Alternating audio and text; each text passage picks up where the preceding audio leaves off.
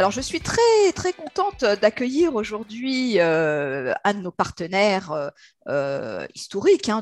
Depuis quelques années, on se connaît avec Johan.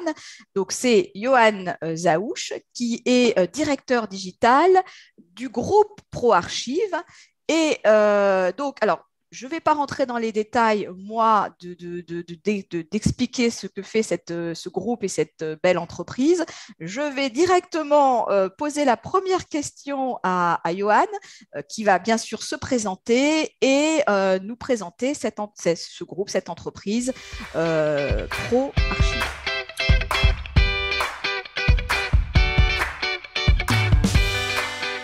Bonjour Isabelle, déjà merci pour l'invitation. Donc effectivement, le groupe ProArchive est connu par sa solution d'archivage physique et numérique depuis maintenant plus de 20 ans, dont elle est leader sur le segment des syndics de copropriété et des administrateurs de biens. Et en fait, à partir de 2014, il y a eu un regroupement qui s'est fait avec une société qui s'appelle ProArchive System, et avec lequel on était en fait associés et qui permettait à ProArchive de réaliser la même prestation d'archivage physique et numérique, mais pour le compte de tous les professionnels et de toutes les activités. On va appeler ça multi-compte. Et en fait, à la fin de l'année 2018, il y a une session en fait entre les entreprises. On va dire ProArchive System, c'était vulgairement le stockeur de carton, celui qui vraiment conservait les papiers. Et en fait, ProArchive a décidé de céder cette partie logistique, puisque considérant dans un avenir plus ou moins proche que ce n'est pas sur le papier que la société ProArchive allait pouvoir capitaliser, mais sur d'autres solutions digitales. Et ce qui a amené après la session au lancement de CoPro, que là, on connaît un peu mieux dans le monde du syndic, puisqu'il s'agit d'une solution qui permet d'automatiser le traitement des factures grâce aux solutions d'intelligence artificielle. D'accord. Donc, c'est vrai qu'au départ, on était plutôt axé sur de l'archivage stockage physique, Exactement. avec des entrepôts de stockage. Exactement, c'est ça. Et l'innovation étant là et pointer son nez, c'est évident que le stockage est de plus en plus numérisé. Et puis, il y a aussi une facilité de recherche et d'indexage des données qui fait que, en plus, travaillant de plus en plus à distance aussi, on a besoin de ces informations dans une base documentaire à disposition, en mobilité, partout où l'on se trouve avec ses équipes. Donc, évidemment, on développe ce genre de solution. Exactement. Et c'est vrai que pour ProArchive, ce qui était bien, c'est de rester quand même dans la gestion de documents. Parce que finalement, une archive, on gérait quand même les documents et la mémoire de l'entreprise de nos clients, qu'on fait toujours d'ailleurs, hein, parce que l'archivage est toujours légal au niveau de l'original papier. Il faut les garder pendant une certaine durée de vie, donc ce qu'on appelle les délais légaux de conservation. Mais c'est vrai qu'aujourd'hui, le besoin en innovation, il se trouve non plus sur le courrier sortant, que représentaient les archives physiques, mais sur le courrier entrant, les flux entrants, et ce qu'on veut faire avec notamment CoPro et surtout la conciergerie digitale aussi. Alors, on verra ça dans un petit Tout à moment. fait. Alors, d'abord, puisqu'on est en début d'année 2022, j'aimerais bien qu'on fasse une petite rétrospective de ce qui s'est passé, un bilan en quelque sorte de ce qui s'est passé pendant cette année 2021 qu'on a quitté et on est ravis d'avoir quitté.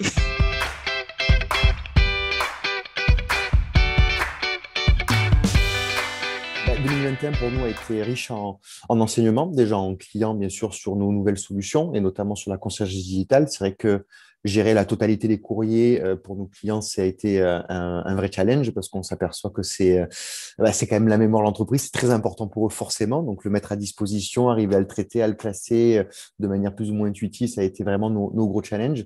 Donc sur 2021, vraiment satisfait sur cette partie-là, de pouvoir enfin accompagner des clients sur tous les flux entrants et on voit qu'ils sont ravis parce que du coup, on sent qu'on arrive quand même à aider et contribuer à faire passer le syndic dans vraiment l'ère du digital, dans le sens où ils n'ont plus un seul papier chez eux. Voilà, quand on rentre dans un cabinet de syndic aujourd'hui, il n'y a plus d'armoire chez nos clients, il n'y a plus de papier et ils ont presque la sensation d'arriver, voilà, ils voient des grands open space avec des gestionnaires, etc.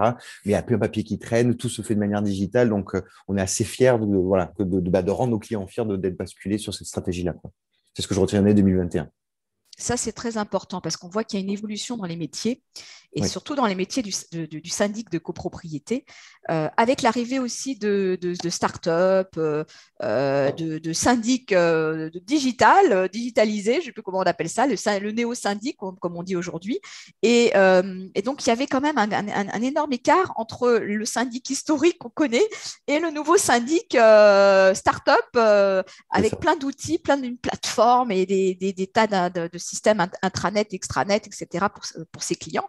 Et en fait, on rattrape ça grâce à ProArchive. Hein. Et c'est ça, nous, on accompagne vraiment, alors, tous soit les néo-syndics, les anciens syndics, on Voilà. les appelle Ah comme bah, vous voulez. bien On sûr. accompagne les professionnels de l'immobilier. Voilà. Après, peu importe depuis combien de temps ils existent, mais je pense qu'il y a une prise de conscience générale qui s'est passée. Alors, ça, c'est depuis quelques années quand même que c'était un peu, ça se sentait, ça s'entendait un peu, mais c'était un peu sourd, un peu lointain. Là maintenant, et malheureusement, depuis surtout la pandémie, ça a fait accélérer la prise de conscience, que ce soit les agents visio, ce genre de choses qui ont dû être mises en place. Et là, je pense que le syndic s'aperçoit aussi qu'il avait un besoin de se digitaliser pour ne seulement répondre aux attentes aussi de ses copropriétaires, répondre aux attentes d'un marché et même de la PropTech d'une manière générale, qui voit, vous l'avez rappelé Isabelle, beaucoup de startups arriver dans ce milieu-là. Alors, que ce soit des startups qui se veulent des néo-syndics et repenser le métier différemment, mais aussi des startups qui accompagnent les cabinets de syndics et administrateurs de biens, justement dans leur évolution et dans la manière dont ils vont pouvoir basculer sur pas du 100% digital, mais en tout cas avoir une stratégie digitale qu'ils n'avaient pas forcément pris conscience auparavant. Exactement, et ça, on est bien content que ça aille dans ce sens-là. Tout à Ça, fait. c'est, je pense que ça va beaucoup faciliter la tâche et le quotidien de ces professionnels de l'immobilier qui sont, rappelons-le, quand même sollicités en permanence avec Complètement. beaucoup de demandes en tout genre, et donc il faut traiter tout ça. Il faut traiter C'est tout ça. ça et il faut être vraiment dans l'interactivité, dans la disponibilité. C'est ce que demandent d'ailleurs les clients. Ah ben, de plus en plus, ça c'est sûr. Alors, revenons à nos solutions. Alors, c'est vrai on a dit qu'on était surtout dans les solutions digitales de dématérialisation. Alors, en matière d'abord, dans un premier temps, d'archivage électronique, puisque c'est quand même le sujet important et initial du groupe ProArchive. Alors, où vous en êtes aujourd'hui?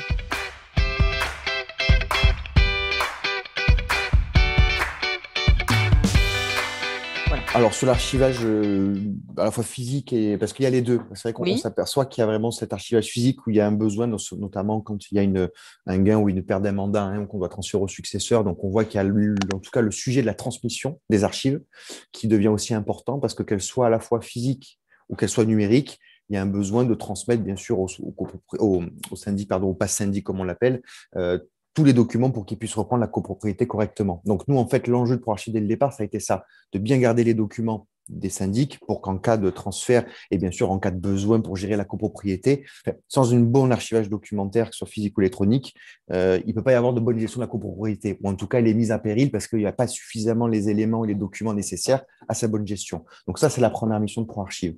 Et donc à ce niveau-là, on voit qu'il y a une demande de plus en plus pressante sur la numérisation. Et donc sur l'hébergement derrière et le stockage des documents. Mais il y a un juste milieu à trouver, c'est-à-dire que souvent les clients nous demandent, dans un premier élan, de tout numériser. Qu'est-ce que ça pourrait être? Voilà, si je numérisais tout, mais jusqu'à des années N-9, N-10. Ce qu'ils s'aperçoivent, c'est que forcément, ça représente un coût. Et ce coût n'est pas forcément justifié par rapport aux besoins. Donc, généralement, ce qu'on fait, c'est qu'on garde les 7 dernières années, on va dire, de N-10, N-7, N-3, pardon, en physique, et à partir de N-3, de numériser, parce que ce qui est le plus demandé, le plus sollicité. Donc, on voit au niveau de l'archivage électronique que ça se passe surtout sur les années récentes et bien sûr sur le courrier entrant dès aujourd'hui. Voilà. D'accord.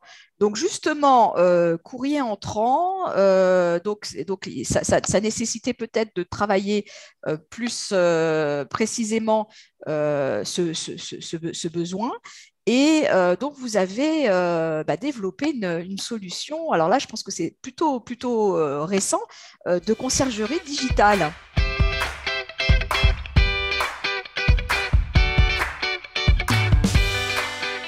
C'est ça. Alors ça a été donc pour refaire une petite chronologie. En 2018, on lance CoPro dans le développement. Les premières commercialisations interviennent en 2019. Et c'est vrai qu'on s'était focalisé sur le traitement automatisé de la facture, sauf qu'il est arrivé en 2020 la fameuse pandémie qu'on a tous connue. Et là, on a vu justement les cabinets de syndic qui ne pouvaient plus aller accéder à leur cabinet parce qu'il fallait que tout le monde reste chez soi. Donc, le tas de courriers, les recommandés, etc., qui s'accumulent. Et malheureusement, ce tas de courriers, ces recommandés, fait partie de la vie du syndic. Le syndic devait continuer à gérer ses immeubles parce que c'est parce qu'il y a une pandémie que les immeubles s'arrêtent de tourner. Et donc, il y a eu un vrai problème là-dessus. Et du coup, ça a augmenté un peu la prise de conscience de se dire, bon, OK, ben demain, si je ne peux plus accéder à mon cabinet, comment est-ce que je fais pour traiter tout mon courrier et la totalité de mon courrier? Et c'est de là d'où est né le concierge digital en disant, bah, attendez, bougez plus, au lieu de recevoir le courrier chez vous, nous, on a toujours géré vos documents. Finalement, faites une redirection du courrier directement dans les locaux de ProArchive. Nous, on s'occupe de les récupérer, les ouvrir, les trier, les numériser. On met un peu d'IA dedans si vous voulez pour accélérer le traitement de la facture, ou sinon simplement on scanne et on vous les met à disposition tous les matins. C'est-à-dire que vos collaborateurs, qui soient au bureau ou en télétravail, tous les matins, ils ont accès à la totalité du courrier du jour. D'accord, C'est donc la en fait, promesse. ça c'est vraiment passionnant parce que bon, moi j'avais déjà une idée de certains services qui permettaient d'envoyer des courriers, c'est-à-dire Oui, l'envoi des courriers pour les convocations d'assemblée tout générale, à fait. l'envoi des courriers des PV d'AG, de notifications, etc. Donc ça, c'était la sous-traitance quelque part des envois en masse peut-être C'est ça. des Ouais. courriers pour les cabinets. Bon, quelque chose qu'on connaît, un classique. Mais là, c'est sous-traitance de la réception des courriers. C'est ça. Donc, on vous délègue toute cette partie-là et vous numérisez, vous classez, vous indexez, vous remettez ça dans le logiciel du syndic et voilà. C'est Donc, ça. Bah, en fait, on récupère. C'est exactement ça. On récupère. Alors après, ça dépend du logiciel, parce que oui. malheureusement, on est toujours confronté à Ah, à les une passerelles, pas résistance forcément de. avec tous les logiciels Bah, tous les encore. logiciels ne sont pas en SaaS. Malheureusement, D'accord. tous les logiciels ne proposent pas de ce qu'on appelle d'API, ce genre de choses, en fait, qui Oui. permet vraiment de communiquer avec les applications tierces. Donc ça, après, bah, c'est à la responsabilité, j'ai envie de dire, du syndic de savoir quel genre d'outil il veut. Il y a des outils enfin, des logiciels avec lesquels on bosse, et je pense notamment à Vilogy, avec lequel on a une super belle intégration et qui fait qu'on peut vraiment faire du plug and play, comme ils appellent ça. C'est-à-dire que nous, on reçoit le courrier, et si on parle par exemple d'une facture, on la reçoit, on la numérise, avec l'IA, on la reconnaît, et ça va directement dans la bannette bon à payer. C'est-à-dire qu'en un clic, le cabinet a traité, validé et payé sa facture. Donc, ce qui fait Est-ce que vous améliorer la travaillez productivité. aussi avec le groupe GERCOP et les Non, logiciels? on Pas a encore. commencé, Égide, non, GERCOP, non? on a Pas encore. commencé justement à travailler avec eux, mais justement, ils ne sont pas forcément tous non plus en ça. C'est malheureusement D'accord. en fait, c'est les applications entrantes comme le fait CoPro, comme le fait la conciergerie. C'est vrai que quand on a la donnée qu'on veut déverser dans le logiciel, c'est plus compliqué que si on voulait récupérer de la donnée du logiciel. Voilà. Oui, parce qu'il y a des sécurités, parce qu'on Alors, il y a des comprend. Il y a sécurités, quand même des données un bien peu sûr, oui, oui. confidentielles dans ces logiciels, hein, donc c'est Ah ben normal. oui, oui, bien sûr, mais c'est pour ça que nous, on se propose souvent de le mettre à la porte du logiciel pour que D'accord. le logiciel, après, le récupère. Mais après, c'est aussi une question, il y a une question aussi d'ancienneté de l'outil. Il y a des outils qui, malheureusement, qui sont très bien, mais qui ne correspondent plus forcément aux standards actuels, voilà, du marché. D'accord. D'accord, ok. Donc, donc moi, je posais la question parce que GERCOP et Gilles est un de nos partenaires. Bien sûr. Et donc, c'est intéressant aussi de développer ça. Bon, je sais ils sont très axés aujourd'hui aussi sur tout ce qui est application full web. Donc, je pense qu'on va y arriver. Ça Oui, va, non, mais de toute ça va façon, se faire. c'est le sens de l'histoire, j'ai envie de dire, de toute manière. Exactement. Donc, qui s'y mettent ou non, de toute manière, ça arrivera, Exactement. quel que soit le procédé. Ok, super intéressant. Alors, on va revenir donc justement sur CoPro. Alors, CoPro, hein, parce qu'il y a quand même deux O à la fin, donc, Tout à fait. donc ça C'est vous dépend qui comment. voyez, soit l'américaine, soit la française, il n'y Voilà, a pas de bon, souci. CoPro, j'aime bien ça. Bon, c'est sympathique. Alors là, on est sur le traitement des factures. Alors, qu'est-ce qu'on peut dire en quelques mots sur comment ça fonctionne? Parce que Alors, c'est un peu.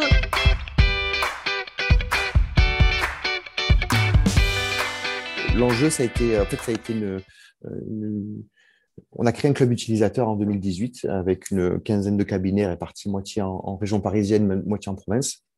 Et on avait fait justement, à l'époque de ProArchive, où on était en train de céder la filière papier, comme j'évoquais au début de l'interview.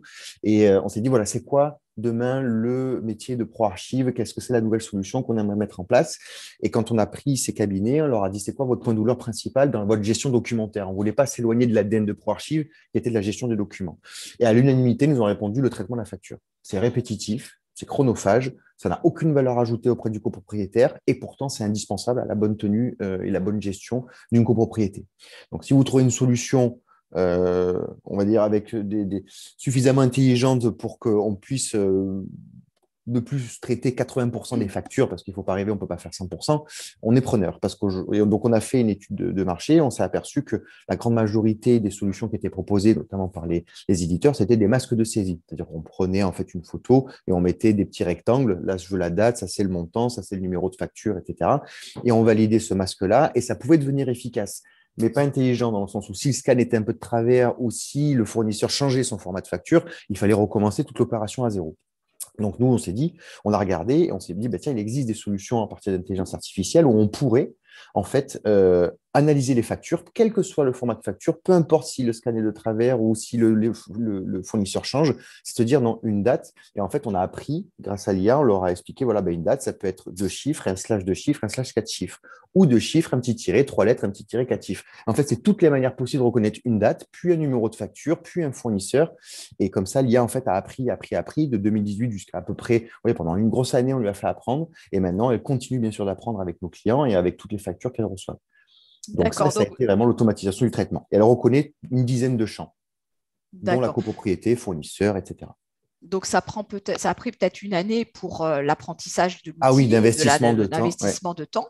Et là, maintenant, alors donc, du coup, vous avez encore amélioré votre score de reconnaissance, j'imagine. Alors, on l'améliore. Alors, c'est pas malheureusement uniquement dépendant que de l'IA, puisqu'on a besoin aussi que la base de données du client soit saine. C'est-à-dire que malheureusement, des fois, on se retrouve avec des bases de données où il y a des doublons, des triplons, voire même plus pour un même fournisseur. Donc, l'IA, quand elle arrive à détecter que c'est ce fournisseur, elle ne sait pas lequel attribuer parce qu'elle reconnaît plein de fournisseurs similaires dans sa base de données.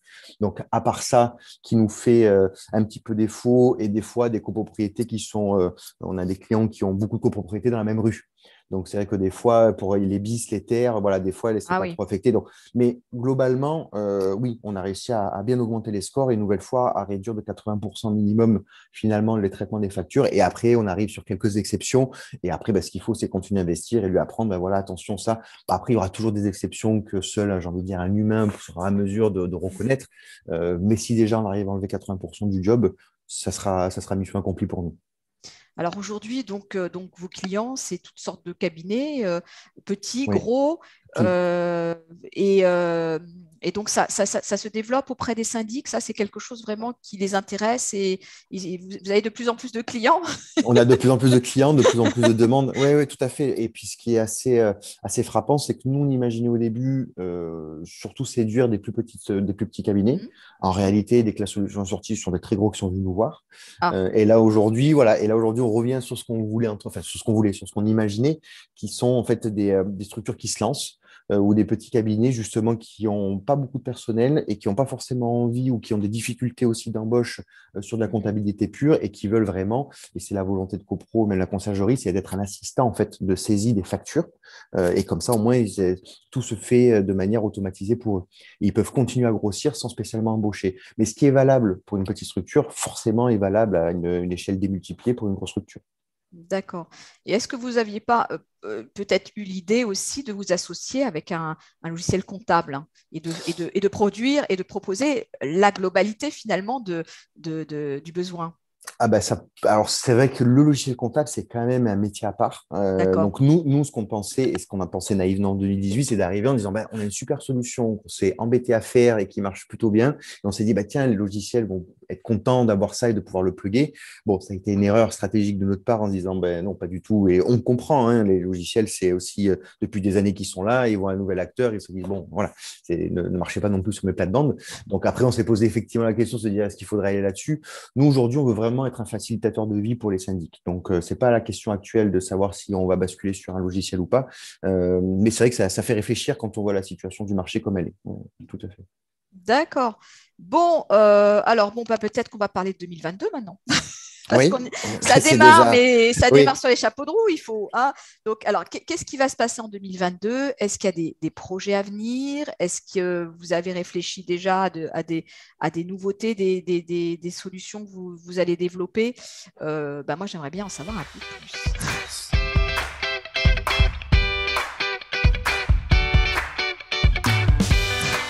Eh ben, oui, tout à fait. Alors on va déjà continuer de persévérer sur CoPro la conciergerie, c'est-à-dire que là, ça commence à avoir une belle ampleur, une belle communication autour de ça. Donc, les clients commencent aussi avoir envie de se dire, enfin, en tout cas, de passer un cap psychologique, de se dire, je ne reçois pas mon courrier chez moi. Ça a été, ça a été un premier jet chez eux qui a été un peu compliqué, mais aujourd'hui, malheureusement, grâce ou cause à la pandémie, c'est quelque chose qui se dit, bon, bah, finalement, mon courrier, je peux le recevoir par mail ou sur une plateforme ou dans mon logiciel comptable, c'est pas un souci. Donc ça, c'est d'aller plus là-dedans. Nous, l'IA, le but du jeu, c'est qu'aujourd'hui, on gère les factures. On aimerait demain pouvoir gérer toute typologie de documents et vraiment arriver à faire une solution intelligente. Quand elle voit un courrier, elle sait automatiquement si c'est une facture, si c'est une correspondance, si c'est ci, si c'est autre chose. Voilà, c'est nous, Oui, c'est parce d'améliorer ce que tir. ça, c'est intéressant parce qu'il y a aussi des tas de contrats, contrats de maintenance, Tout contrats à fait. d'entretien, Ouais. ou en copropriété, des documents, ça manque pas. Donc, Non, je vous confirme. donc ça aussi, ça peut être intéressant de travailler aussi avec des entreprises et leurs devis, leurs contrats, les appels d'offres, ce genre de choses, je sais pas. C'est ça, et puis d'arriver à relier, nous on arrive à détecter le numéro, enfin pas le numéro, pardon, mais la copropriété en question. Donc déjà, à minima, on pourrait être en mesure, chaque courrier du jour, de pouvoir en fait l'aimanter au moins autour de la copropriété. Et une fois qu'on est sur cette copropriété, de pouvoir classifier en disant, ben, ça on sait que c'est une facture, ça on sait que c'est une correspondance, ça on sait que c'est un contrat, ça on sait que c'est un devis, etc. Et au moins de tout pouvoir regrouper, que ça se fasse de manière assez naturelle et intelligente. Et comme ça, je pense que ça pourrait encore plus aider le syndic à s'améliorer dans ses gains de productivité, clairement. Oui, oui, oui. Ben moi, j'ai installé là, récemment un beau CRM Ouais. dans le cadre de notre organisation d'entreprise. Et il y a aussi un petit peu d'intelligence là-dedans. Et je suis ravie de pouvoir avoir des informations très poussées sur tous mes clients. Et c'est une aide incroyable.